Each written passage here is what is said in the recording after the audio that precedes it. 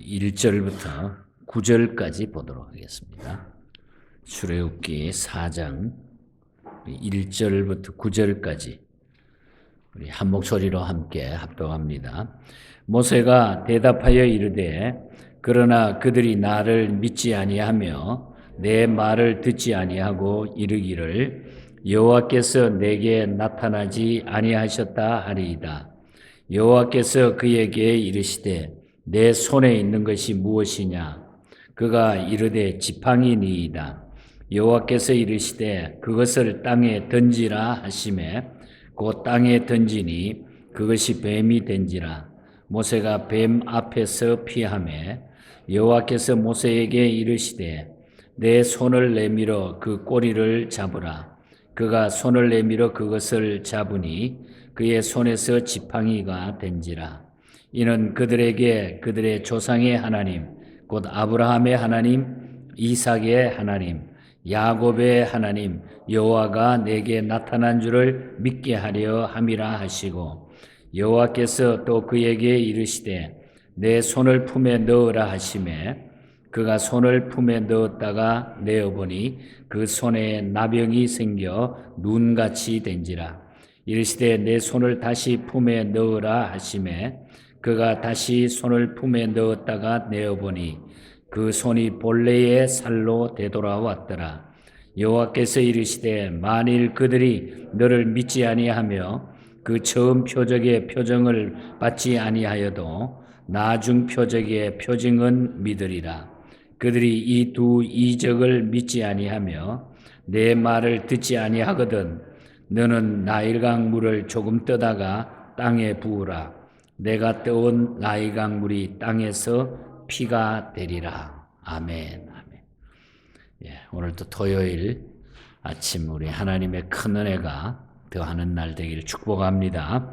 우리 한 주간 또 얼굴 못 보고 뵀는데 우리 서로 한번 얼굴 보시면서 축복하시기 바랍니다. 주님 이름으로 축복합니다.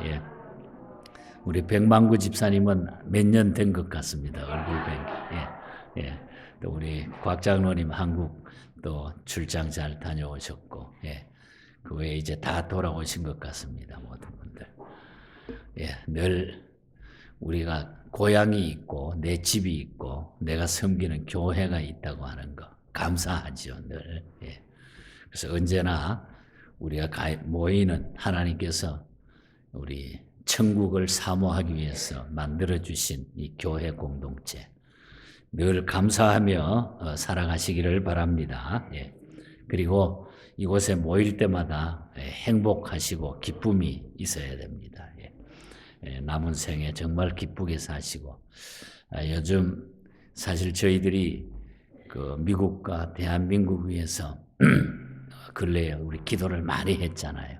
기도 많이 했는데 어떻든 하나님이 우리의 기도를 외면하시지 않고 성도들의 그 기도를 들으시고 또 하나님의 뜻대로 이 역사를 잘 진행해 나가시는 것 너무너무 감사하죠.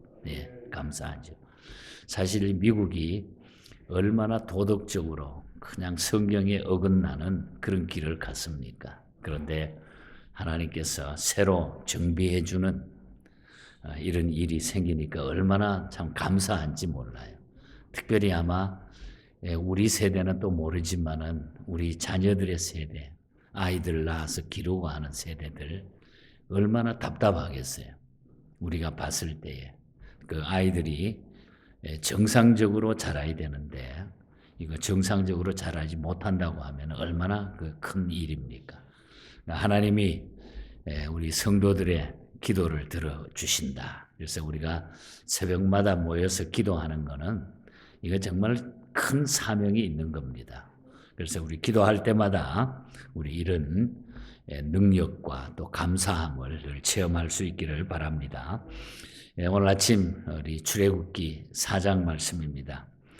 하나님은 모세가 당신을 의지할 수 있도록 세 가지 기사를 먼저 보여주죠.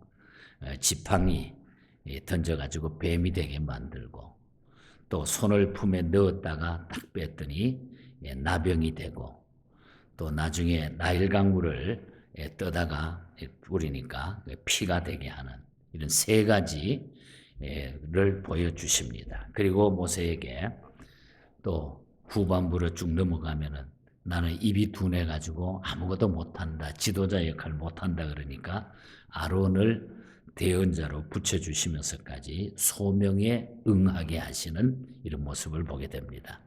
이것은 하나님의 무한한 사랑을 보여주는 그런 일이죠.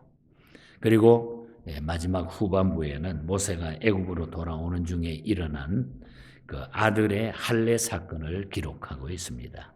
모세가 비록 하나님의 백성의 지도자로 부름을 받았지만은 자신은 언약의 표시를 지니지 못하고 있었다고 하는 것. 24절부터 26절을 보면은 결국 십보라가 그 부인 십보라가 아들에게 행한 할례를 통해 가지고 모세는 진정한 언약 백성의 지도자로 나서게 된다는 깊은 뜻을 보여주는 말씀이 쭉 기록이 되어 있습니다.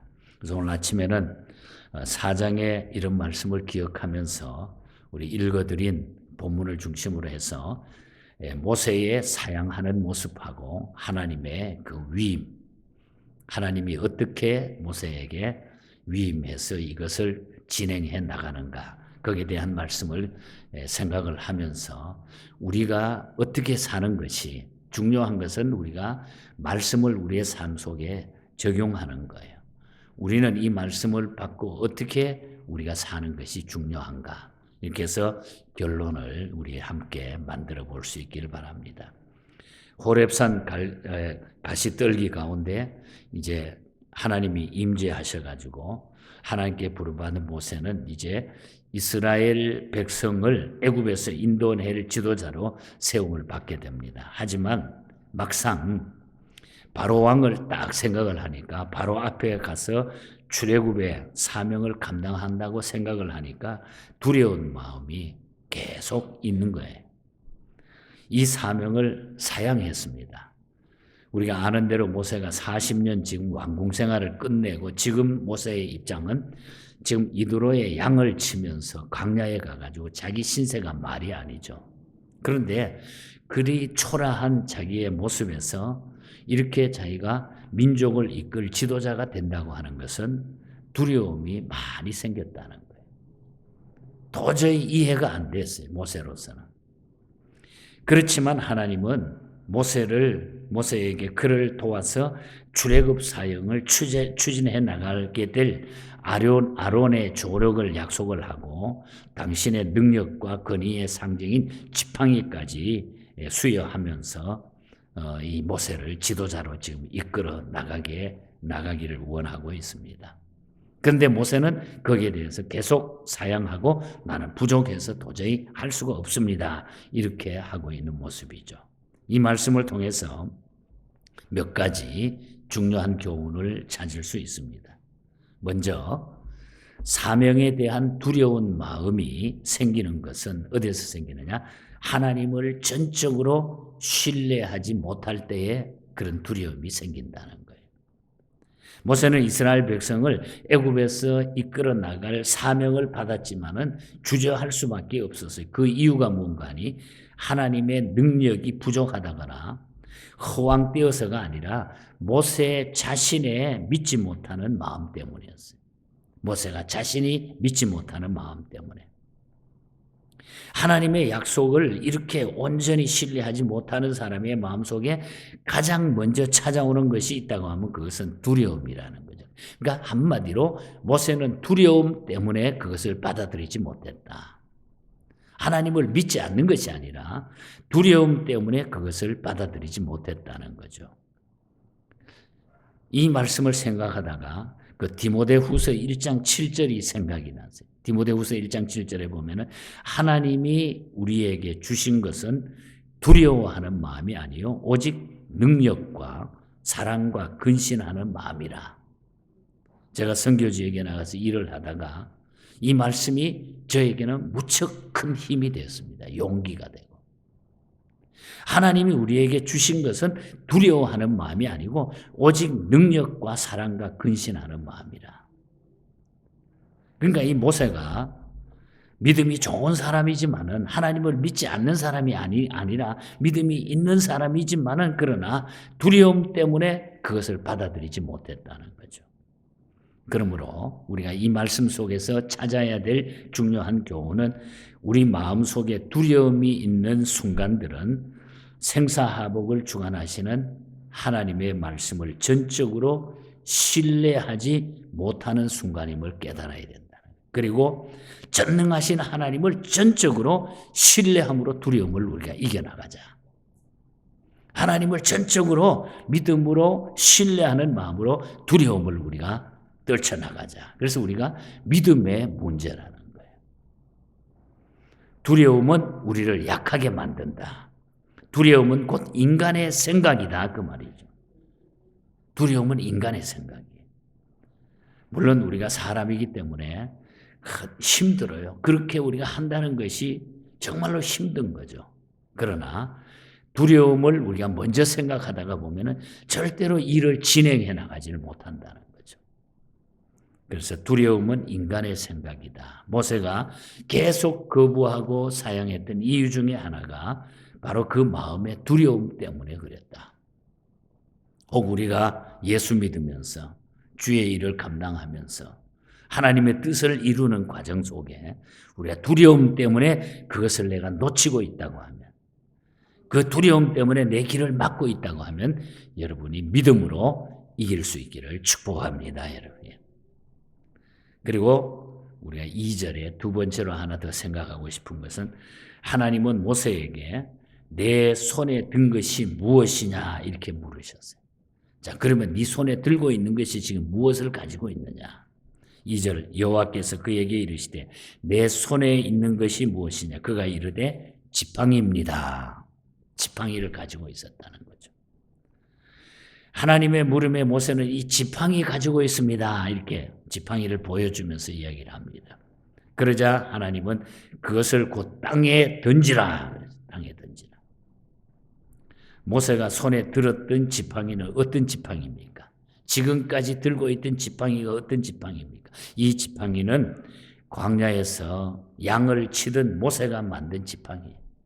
어쩌면 자기의 재산 목록 1호인지도 몰라요. 그 지팡이를 가지고 다니면서 양도 치고 모든 것 지휘한 거예요. 다시 말하면은 광야에서 양을 치면서 이 지팡이를 의지하면서 살아오던 그런 지팡이. 이걸 의지하면서 자기가 의지하면서 살아오던 지팡이가 지금 손에 들고 있는 지팡이라는 거예요. 이 지팡이는 양을 기르면서 살아오는데 적합했지만은 그러나 이스라엘 민족을 구원할 수는 없다는 거죠. 그러므로 하나님은 그 지팡이를 땅에 던지라. 땅에 던지라. 땅에 던지는 순간에 그것이 뱀이 됐다 그랬잖아요. 뱀. 애착을 갖고 꼭 잡고 있지만은 사실 그것들이 우리에게 고통을 주는 것일 수가 있어요. 내가 지금 원하고 내가 지금 애지중지하고 내가 품고 살아온 그것이 어떤 데는 그것이 애착을 가지고 살아온 그것이 나에게 고통을 주는 그런 일이 된다는 거죠. 그래서 하나님이 너 그거 떨고 버리지 않고는 절대로 네가 이 두려움이나 이 모든 일을 헤쳐나갈 수 없으니까 그거 다 던지라. 네가 가지고 있는 거 던지라. 땅에 던지라. 네가 의지하고 살았던 거 다 땅에 던지라. 이 이야기죠. 우리에게 고통을 주는 것이 바로 내가 애지중지하면서 놓지 못하는 것. 결단 내리지 못하는 것. 신앙에 방해되는 것. 그것이 무엇가 되는지 우리에게는 있다는 거죠. 그걸 던지라는 거죠. 하나님께서는 모세에게 그것을 다시 잡으라 그랬어요. 또 다시 잡으라. 그랬더니 다시 지팡이가 됐다. 20절 말씀에 보면 모세가 그 아내와 아들들을 나귀에 태우고 돌아가는데 하나님의 지팡이를 손에 잡았더라. 이제는 자기의 지팡이를 들고 살았는데 이제는 하나님의 지팡이를 손에 잡았더라. 말씀에 순종하기까지는 내 지팡이였지만은 하나님의 말씀에 순종해서 다시 잡았을 때는 하나님의 지팡이로 이것이 새롭게 바꿔졌다는 거죠. 똑같은 지팡이였지만은 믿음으로 잡는 것이 중요하다는 거예요. 이렇게 하나님의 말씀에 의지하는 새 지팡이를 잡을 때에 그 지팡이는 사탄을 이기게 되고 바로를 이기게 된다는 거죠. 그러므로 내 손에 온전치 못한 것들을 던져버리고 하나님의 말씀에 순종하는 믿음의 지팡이를 우리가 잡아야 된다는 이런 교훈입니다.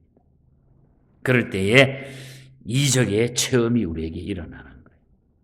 하나님이 원하시는 목적을 향해서 우리가 일할 수가 있고 그것을 이룰 수가 있다는 거죠. 혹 우리가 주의 일을 하면서 주님을 쫓아가면서 어떤 결단을 내리는 일에 있어서 내가 가지고 있는 애지중지하는 그것 때문에 앞길이 막히지 않도록 그걸 던질 수 있는, 그걸 하나님의 지팡이로 바꿀 수 있어야 돼요. 그 믿음을 통해서 하나님은 우리에게 모든 것을 이루어 주신다는 거죠. 그러니까 하나님은 그것을 지금 모세에게 보여주고 계신다. 그래서 모세는 하나님의 지팡이를 잡았다. 이제 자기 것 던지고 하나님의 지팡이를 잡았다. 끝으로 하나 더 생각하고 싶은 것은 끝까지 사양하는 모세에게 하나님께서는 화를 냈다는 거예요. 노를 바라셨다. 14절에 보면 여호와께서 모세를 향하여 노하여 이르시되 노를 바라시고 모세는 하나님께서 여러 가지 기적을 세 가지나 지금 보여주시지만은 이제는 그 말에 또 능치 못해가지고 말에 대해서 빙자를 해가지고 사명을 또 피하려고 하는 거예요. 그래도 나는 말을 너무 할 줄을 몰라요. 그래도 나는 못할 것 같아요. 하지만 하나님은 뭐라 그럽니까? 내가 내 입과 함께 있어서 할 말을 가르칠 테니 염려하지 말고 가라. 12절에 보면 그렇게 이야기하는 거예요. 내가 말에 함께 한다. 내가 내 입과 함께 있어서 할 말을 가르칠 테니까 염려하지 말라. 염려하지 마라. 그런데도 모세는 다른 사람을 보내달라고 자기는 절대로 못 갈 테니까 다른 사람을 세우라고 사용을 합니다. 3장 이미 11절에 보면은 내가 누구간데 이스라엘을 구원할 수 있습니까? 이야기했고 오늘 4장 1절에 보면 그들이 나를 믿지 아니할 겁니다. 내가 이야기해도 핑계대죠. 그리고 오늘 10절에 보면은 말에 능치 못하여 입이 뻣뻣하고 말이 둔합니다. 나 못합니다. 또 13절에 가서 주여 보낼 만할 자를 보내시옵소서 나는 안 됩니다. 계속 핑계를 대는 거죠. 그러자 하나님은 노를 바라셨다. 14절에 모세를 향하여 노하여 이르시되 형 아론이 있지 아니하느냐? 형 아론이 있지 아니하느냐? 이 말씀을 볼 때에 하나님 앞에 지나친 사양은 잘못임을 우리가 알게 되는 거예요. 지나친 사양.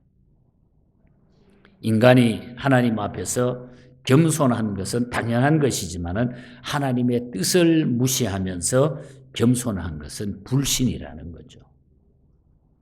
그래서 하나님이 나에게 맡기시는 것은 할만하기 때문에 맡겨주신다. 그래서 순종하고 믿음으로 서는 게 중요하다는 거예요.